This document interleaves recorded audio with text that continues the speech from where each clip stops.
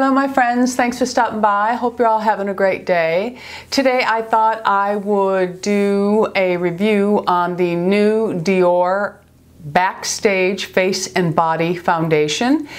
I decided that I would probably start doing more reviews because it almost seems the opposite of many people on YouTube. I have very dry skin. I am a mature woman. I will be 59 in November, and I have very dry skin with the exception, in the summertime, my T-zone will become a semi-normal. It's still not normal. So I think I can offer a different type of review. So, with that being said, today, as I mentioned, is going to be on the Dior Backstage Face and Body Foundation. This was released, I believe, mid-June. I did go ahead and get two colors, which we'll talk about in a little bit, but this launch has been one of the biggest Dior has done in a very long time. And the reason why I'm kind of excited about this foundation, I don't know if I've ever mentioned, but years and years and years ago, I used to work for Christian Dior, and I absolutely fell in love with his beauty line. Absolutely love it. So I was very excited about this because it seems that the price point is a little bit more affordable, and you can almost compare it to some other lines. And for Dior, $40 is really a good price because his foundations are $80. I mean, and the Capture Total is like $80-something. So, you know, we all get to try a little bit Dior for less money, hopefully. All right, so as I mentioned, it comes in 40 shades. That is unbelievable for Dior. And as I mentioned, it's $40 for 1.6 ounce. And this is what the bottle will look like. Another exciting thing about it is it comes in a huge range of colors. You can go from very pale to very dark. And I'm going to insert some pictures that I actually took from the Dior website, and it'll give you an idea of the color scale. This line has 16 neutrals, which goes from very fair to very dark. It has 9 warm shades. It has 5 warm peach. It has 3 warm olive, and it has 4 cool rosy, and it has 3 cool tones. So I think that many of you, or many of us, will get lucky in finding a shade that really works for us. So it is lightweight. It can be medium weight, and they also say it can be full coverage. So we shall see, because I'm going to, in the video, do it with 1 layer, 2 layer, and 3 layers so that we can see. So, now this is where it's a little confusing, because if you go on the Sephora site, and I think it can only be purchased right now at Sephora and the Dior.com site. I looked on Neiman Marcus and I couldn't find it. I looked at Nordstrom and I couldn't find it. So right now I think it's only Sephora and Dior's website. But what I was about to say is this is where it's a bit confusing, because if you go to the Sephora, it says a matte finish. But I was reading an article with some of the Dior makeup artists, and it says it has a luminous finish, and then I saw in another where it said a dewy. So I think it's more of a luminous matte finish, to be honest with you. Okay. It can be sheared out for nude, and as I said, they say it can go to full coverage.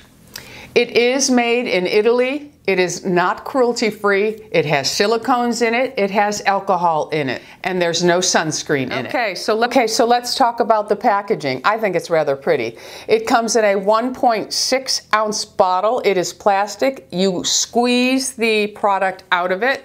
It's very much like the MACC Face and Body. It has a fluid-like consistency, but it's not super thin. I do like that about it, and you'll see that it does spread easily.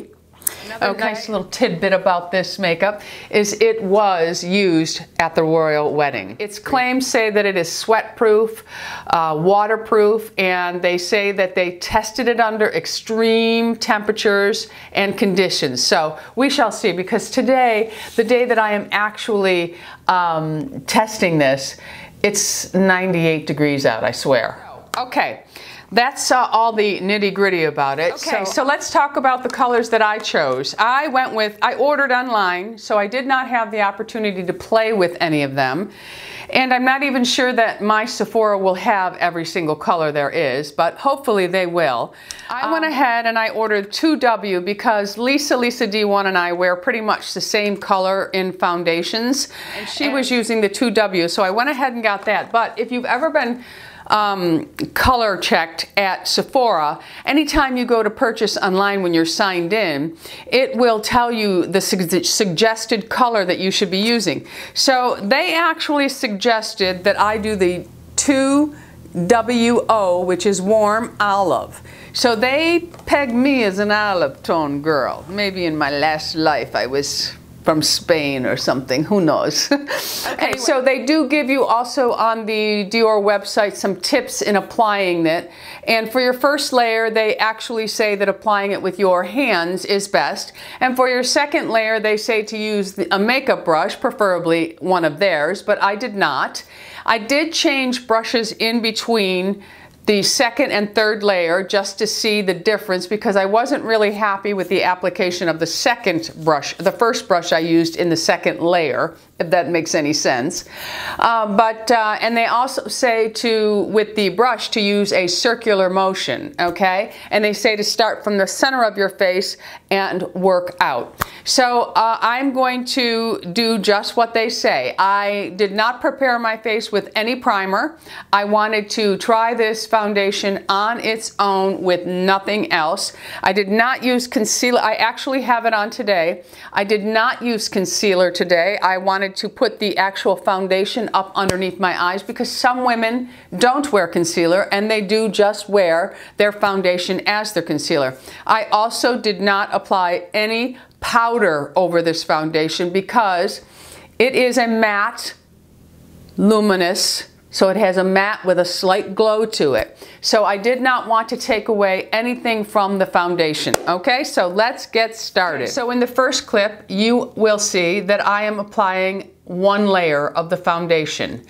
It does blend very nicely and it has a very nice look to it. It does have a soft glow.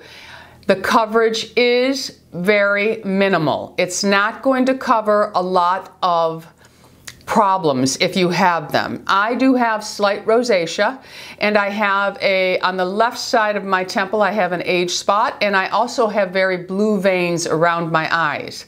So the feeling of this foundation on your skin with one layer is very lightweight. It has a slight tackiness to it, but nothing that is obnoxious or annoying. Okay, so that was layer one. And I will say that layer one is a very nice finish. If you have a flawless complexion, you will not need more than one layer of this foundation, okay? Now, I did not, for video purpose, I really did not wear one layer throughout the day and then do another day of the second layer and the third layer. I wanted to just go full Monty and see how this foundation played on my dry skin. Okay, so the clip I'm going to put in right now, you will see me without any makeup and then you will see a side-by-side of it, no makeup, and then the picture next to it will be a picture of one layer of the foundation on my face. Okay, moving on. Okay, so now I am going to apply layer two. And for layer two, I have chosen to use the Sephora Diffuser 94 brush. Okay, I don't think it's the perfect brush for the second layer, but as you can see, it is still blending well. And the look of it is still a soft glow. It still has a very, very lightweight feel on the face.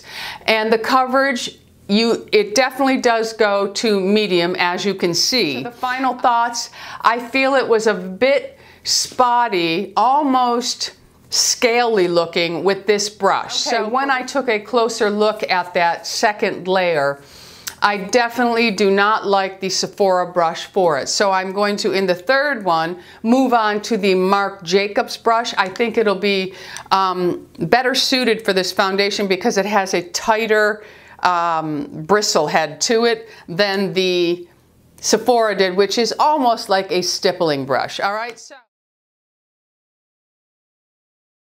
Okay, so for layer 3, I am switching my brush. I'm moving on with the Marc Jacobs, the Face Brush 2. And as they suggested, I am starting from the center face and working out, trying to remember to do circular motions with my brush. Okay, anyway. So for the look, it still has a soft glow and it is definitely more coverage. And for me, this would be heavy coverage. And it did apply better with the Marc Jacobs Face Brush 2. Okay, so final thoughts, layer 3 for me. I feel that I would still need to use a concealer with this foundation because it did not cover the age spot I have right here, nor did it really address the blue veins that I have on my lids or around.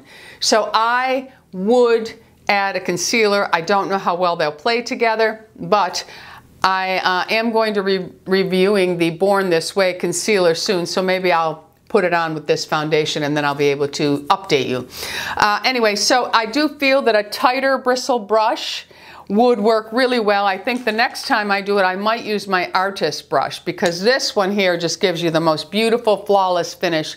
So I may try this foundation with it. I wanted to also mention that there is fragrance in this, and some of the reviews I read on Sephora, some said the fragrance was so obnoxious they couldn't wear this foundation. I have to say that I am extremely sensitive to scents, extremely sensitive. I mean, I can smell bad breath a mile away. I swear, it's not a blessing for me. So I have to say that it does have a light floral fragrance, but I don't smell it on my face. I can smell it still on my hand, but I'm not smelling it on my face. So the fragrance I don't think should really be an issue for most. I will insert a picture of sunlight outside, and I believe the picture you will see next to it is flashback, because it also says that this foundation has no flashback. So you will see a side-by-side of a picture taken outside in a natural sunlight and then a picture for flashback. And so you have seen the application of it fresh at 8 o'clock, and now here is my check-in at noon. Okay, so at my noon check-in, it has gathered in the folds around my mouth, my jowl area. It has also gathered in my lip lines, and there is a slight separation around my nose, and also just underneath my nose, in between my lip and nose, there is a slight separation, as well as near the bottom of my jawline. There is no separation anywhere else on my face except in those areas. In the eye area, it did stay fairly decent, and I do have lines around my eyes. So it did stay fairly decent around the eye area. My pores, remember, I did not use any pore primers. My pores are showing, but it's minimal. Okay, and of course it wore off around my nose because I have a drippy nose and I was just wiping my nose. Okay, so for final check-in, it has pretty much remained the same. There is no further separation anywhere else on my face, only in the areas I talked about at my noon check-in. So all in all, it has remained the same. And I must add in this final check-in that it is extremely humid today and hot. I think the color range is fabulous. I love the idea of having a foundation that can be worn very natural or full coverage. I wouldn't say that it is the fullest of coverage. I think that Estee Lauder's Double Wear is probably a little bit more than this. I love, even though it has a matte finish, I love the glow you get from it. I love the way it feels on the skin. It does not feel heavy or waxy on the skin. It feels really beautiful. It feels like you have nothing on. I was not happy with the separation that was throughout the jaw area here and on this side and in my folds. And also above my lip there was a slight separation, but I'm going to be fair to the foundation. I'm not wearing any primer, and also I was wiping my nose a lot, so I could have lifted some of it off. When I'm touching my face, I don't see fingerprints, so it's not transferring off on my fingers. I don't see finger marks in my face. Some foundations you can, if you touch your face, you'll be able to see. I don't have any of that. So I do like this foundation with 1 layer or 2 layer. 3 layer is too much for me. However, I know that many women need a little more foundation, so you may like it. Remember that I have very dry skin with somewhat of a T-zone area that plays normal in the summer. It's still not as normal as most people. I have average pores. I don't have excessive pores. I really think that for an aging woman, this is not a bad choice of a foundation. Okay, 1 out of 5, I would give it a 3 3/4 because it has fragrance in it and alcohol in it. Other than that, I don't really see anything wrong with this foundation or any reason why you wouldn't want to try it, because it comes in so many ranges and you get to choose the level of coverage you want. Okay? So I hope this review has helped you out. Let me know if you really like this kind of review, and if you do, I'll continue on. But look for my Too Faced Born This Way concealer review. It was a request from some of you, so I'm going to get on that. In the comments, please let us know if you're using this foundation and what type of skin you have and what your results have been. Until the next time, thanks for stopping by. Don't forget, subscribe. We're living life. Go out in the world and be happy, healthy, beautiful, and most of all, my friends, lovable. I love you all. Bisous.